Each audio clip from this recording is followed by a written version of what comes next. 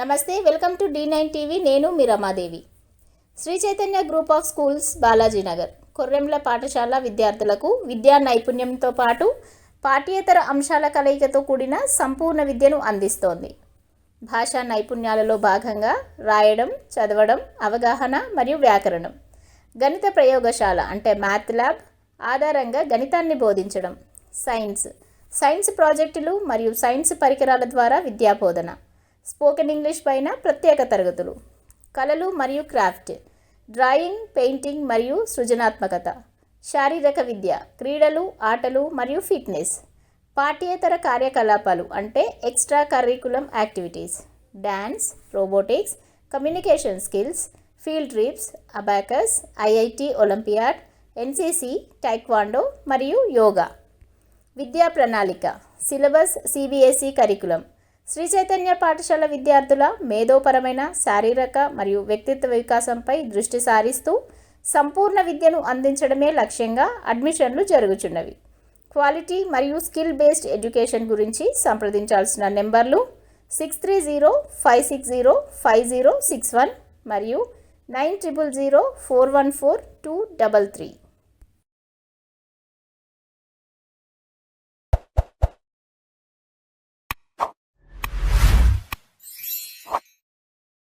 Welcome to VD91 news bulletin లో ముందుగా headlines. Boat బోల్తా పడి 10 మంది భక్తులు దుర్మరణం. లక్నో బోటు బోల్తా పడి 10 మంది భక్తులు దుర్మరణం పాలయ్యారు. ఉత్తరప్రదేశ్ లోని బృందావనాన్ని సందర్శించేందుకు లుధియానా నుంచి 30 మంది పర్యాటకులు వెళ్లారు. యమునా నదిలో 2 బోట్లలో ప్రయాణం చేస్తుండగా బలంగా వీచిన గాలులకు ఒక బోటు ఊగిపోయింది. ఈ క్రమంలోని అది ప్యాంటూన్ వంతెనను ఢీకొనడంతో బోల్తా పడింది. పర్యాటకులు నదిలో పడి గల్లంతయ్యారు. ఈ ఘటనలో 10 మంది చనిపోగా మరో 5గురు గల్లంతయ్యారు. వారి ఆచూకీ కోసం గాలింపు చర్యలు కొనసాగుతున్నాయి.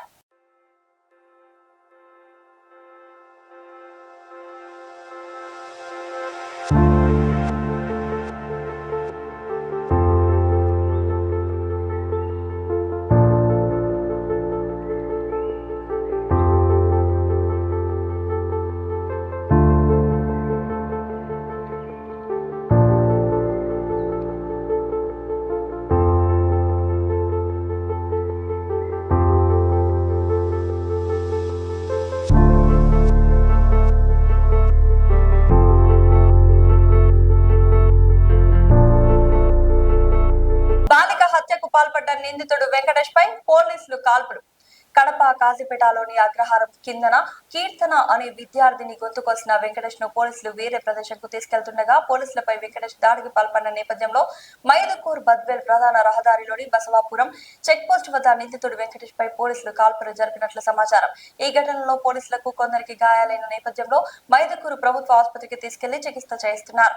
ఈ ఘటనపై పూర్తి సమాచారం పోలీసుల వర్గాల నుండి వెల్లడి కావాల్సి ఉంది. నిందితుడు రిమ్స్ ఆసుపత్రికి తరలించి చికిత్స అందిస్తున్నారు.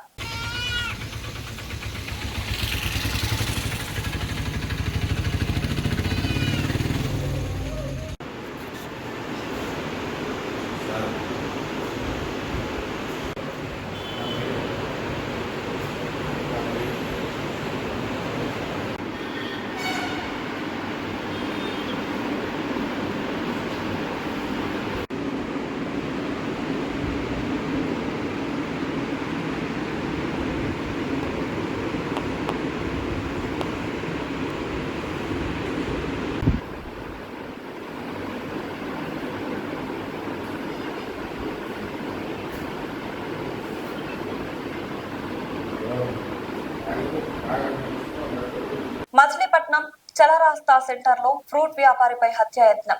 ఫ్రూట్ వ్యాపారి చెల్లపల్లి పవన్ బాబు పరిస్థితి విషమం. పనసకాయ కోసే కత్తితో ముఖం నుండి పొట్టన వరకు దాడి. నిందితుడు డ్రైవర్స్ కాలనీకి చెందిన వ్యక్తిగా కాగా బాధితుడు చెల్లపల్లి పవన్ బాబు హౌసింగ్ బోర్డ్ కాలనీకి చెందిన వ్యక్తి. గతంలో ఇద్దరు స్నేహితులు పాత గొడవల నేపథ్యంలో దాడికి పాల్పడినట్లు తెలిపిన స్నేహితులు దర్యాప్తు చేస్తున్న పోలీసులు.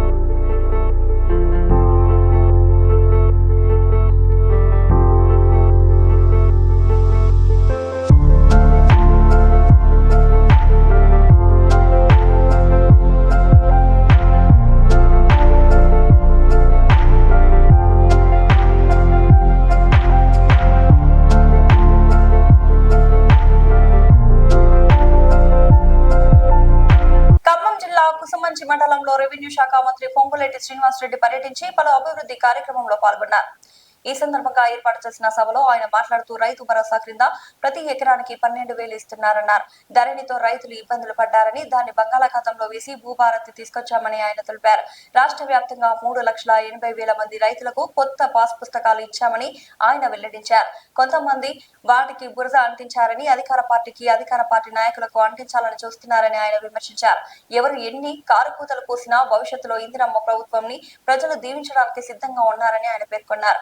ఎవరు ఎన్ని అవాకులు చెవాకులు పేల్చినా ఈ ప్రభుత్వం పేదవారికి అండగా ఉంటుందని ఆయన పేర్కొన్నారు.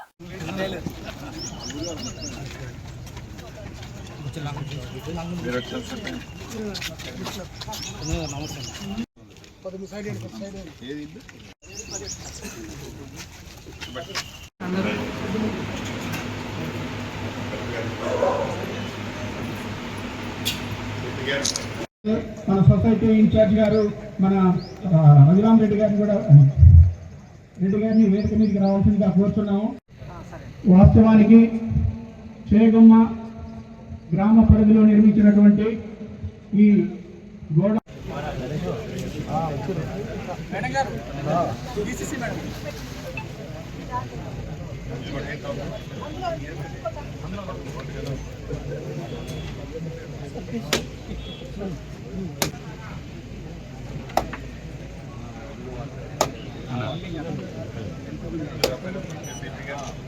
ముందు కొద్దిగా చక్కన పెడితే మాకు మేడం ఒక స్టెప్ వెనక్కి మేడం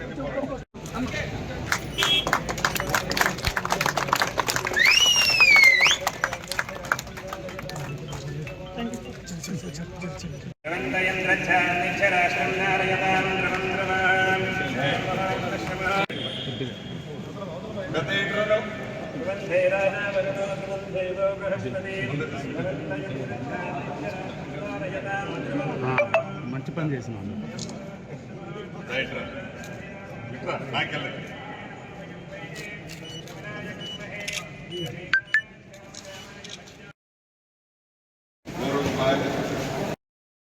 దృష్టిలో పెట్టుకుని తమరు కొద్దిగా పెద్ద మనసు చేసి చేగమట్టు కొండాపురం రోడ్డుని తక్షణమే కంప్లీట్ చేయవలసిందిగా మిమ్మల్ని పదే ప్రాధాన్యపడుతున్నాం సార్.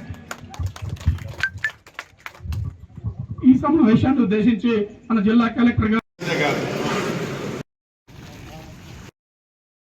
టన్నులకు 20,670 కోట్లు 2 లక్షల రూపాయల వరకు రుణమాఫీ చేసిన ప్రభుత్వం మీరు ఎన్నుకున్న ప్రభుత్వం.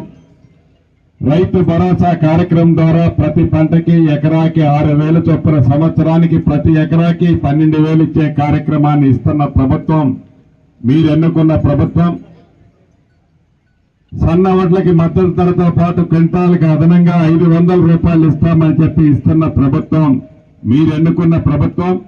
ఈ సన్నడ్లని ఇతర ప్రాంతాలకు పంపించకుండా అదే సన్నడ్లని మిల్లు పట్టించి నా పేదింటి ఆడబిడ్డ కూడా సన్న బియ్యం పువ్వు తినాలని ఆ సన్న బియ్యాన్ని ఇస్తున్న ప్రభుత్వం మీరు ఎన్నుకున్న ప్రభుత్వం.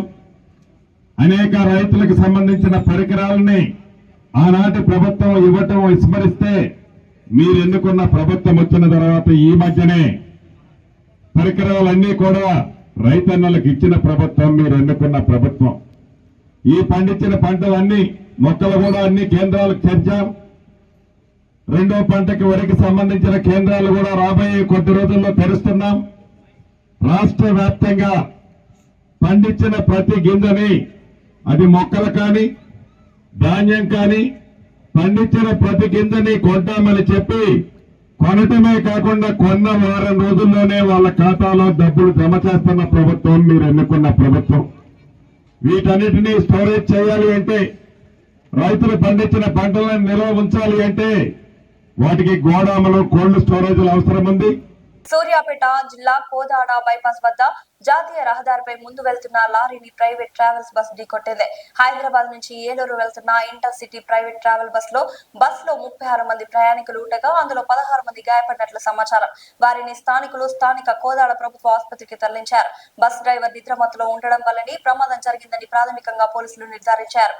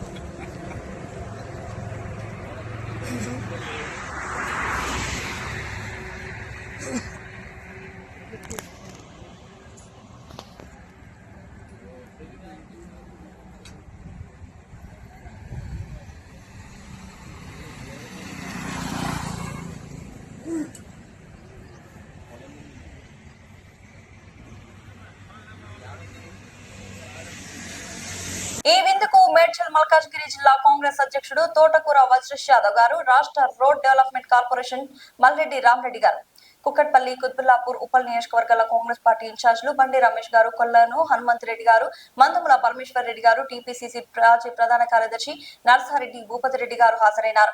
ఈ సందర్భంగా నాయకులు అందరూ వేం నరేందర్ రెడ్డి గారిని మర్యాదపూర్వకంగా కలిసి ఆయన రాజ్యసభ సభ్యునిగా ఎన్నికైనందుకు హృదయపూర్వక శుభాకాంక్షలు తెలియజేశారు. దేశ స్థాయి రాజకీయాల్లో ఆయన సేవలు ప్రజలకు ఉపయోగపడాలని ఆకాంక్షించారు. ప్రైవేట్ స్కూల్లో విద్యను వ్యాపారంగా మార్చి నిబంధనలకు విరుద్ధంగా ఫీజుల దోపిడీ చేస్తున్నాయని ఆల్ ఇండియా నేషనల్ రక్షా సేన పార్టీ ఆరోపించింది. ప్రతి సంవత్సరం 10% నుండి 70% వరకు ఫీజులు పెంచుతూ ప్రభుత్వ అనుమతి లేకుండా ఇష్టానుసారంగా వ్యవహరిస్తున్నాయని బషీర్బాగ్ ప్రెస్ క్లబ్ లో ఏర్పాటు చేసిన సమావేశంలో పార్టీ రాష్ట్ర అధ్యక్షుడు బింగిరాములు తెలిపారు. దీనికి కారణం తెలంగాణలో ఫీజు నియంత్రణ చట్టం లేకపోవడమేనని పేర్కొన్నారు. చట్టం ప్రకారం ప్రధానంగా కేవలం ట్యూషన్ ఫీజులు మాత్రమే తీసుకోవాలని, కానీ కొన్ని స్కూళ్లు అదనంగా డెవలప్మెంట్ యాక్టివిటీ పేరుతో స్మార్ట్ క్లాసెస్ అని, డిజిటల్ ఫీజు అని, ల్యాబ్, లైబ్రరీ, బస్సు పేరుతోటి మధ్యతరగతి కుటుంబాలను దోచుకుంటున్నాయన్నారు. అదేవిధంగా బుక్స్, యూనిఫామ్స్, షూస్ కొనాలని పిల్లల తల్లిదండ్రులపై ఒత్తిడి తీసుకొస్తున్నాయని వెల్లడించారు. బయట తక్కువ ధరకు దొరికినప్పటికీ మా దగ్గర కొనాలని ఎక్కువ % మార్జిన్ పెట్టుకుని వారికి బలవంతంగా అమ్ముతున్నారని తెలిపారు. ఇప్పటికైనా ప్రభుత్వం దిగివచ్చి ఫీజుల దోపిడీని రద్దు చేయాలని డిమాండ్ చేశారు. వీటిపై తక్షణమే ప్రభుత్వం దిగివచ్చి ఫీజులను నియంత్రించకుంటే రాష్ట్ర వ్యాప్తంగా ప్రజల తరపున పోరాటం చేస్తామని స్పష్టం చేశారు. వర్కింగ్ ప్రెసిడెంట్ లింగన్న గారు మాట్లాడారు.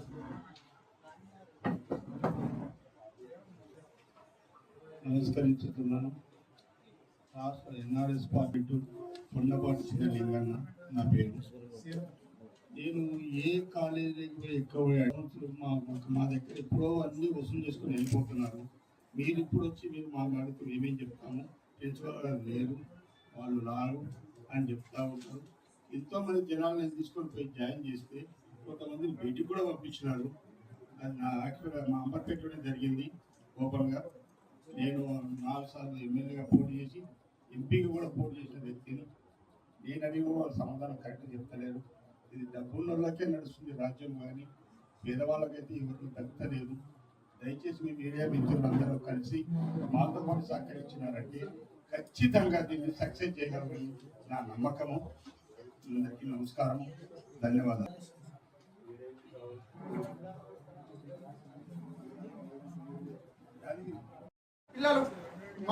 వీళ్ళ పిల్లలు మీ పైన పడే భారము, స్కూల్లో ఫీజులు భారం వచ్చేసి 90 లక్షల కోట్లు, అంటే 9-11 సున్నాలు.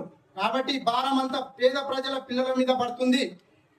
స్కూల్స్ అన్ని ఎవరి ఉన్నాయి? రాజకీయ నాయకులు, మంత్రులు ఉన్నాయి, ఎమ్మెల్యేలు, ఎంపీలు ఉన్నాయి. నిరుపేద పబ్లిక్ ఎవరి లేవు. కాబట్టి ప్రజల మీద చాలా భారం పడుతుంది. కాబట్టి ఈ సమస్యను ప్రభుత్వం దృష్టికి తీసుకెళ్తున్నాం.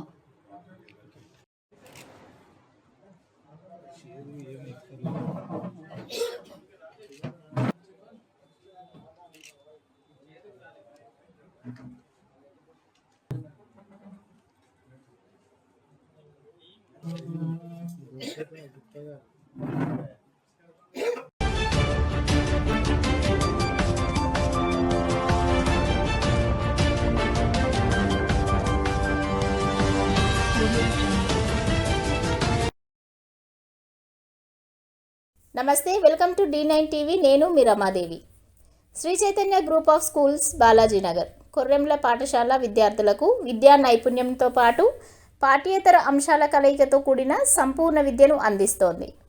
భాషా నైపుణ్యాలలో భాగంగా రాయడం, చదవడం, అవగాహన మరియు వ్యాకరణం, గణిత ప్రయోగశాల అంటే మ్యాథ్ ల్యాబ్ ఆధారంగా గణితాన్ని బోధించడం, సైన్స్ ప్రాజెక్టులు మరియు సైన్స్ పరికరాల ద్వారా విద్యాబోధన, స్పోకెన్ ఇంగ్లీష్ పైన ప్రత్యేక తరగతులు, కళలు మరియు క్రాఫ్ట్, డ్రాయింగ్, పెయింటింగ్ మరియు సృజనాత్మకత, శారీరక విద్య, క్రీడలు, ఆటలు మరియు ఫిట్నెస్, పాఠ్యేతర కార్యకలాపాలు అంటే extra curriculum activities, dance, robotics, communication skills, field trips, abacus, IIT olympiad, NCC, taekwondo మరియు యోగా. విద్యా ప్రణాళిక, syllabus CBSE curriculum. Sri Chaitanya పాఠశాల విద్యార్థుల మేధోపరమైన, శారీరక మరియు వ్యక్తిత్వ వికాసంపై దృష్టి సారిస్తూ సంపూర్ణ విద్యను అందించడమే లక్ష్యంగా అడ్మిషన్లు జరుగుచున్నవి. క్వాలిటీ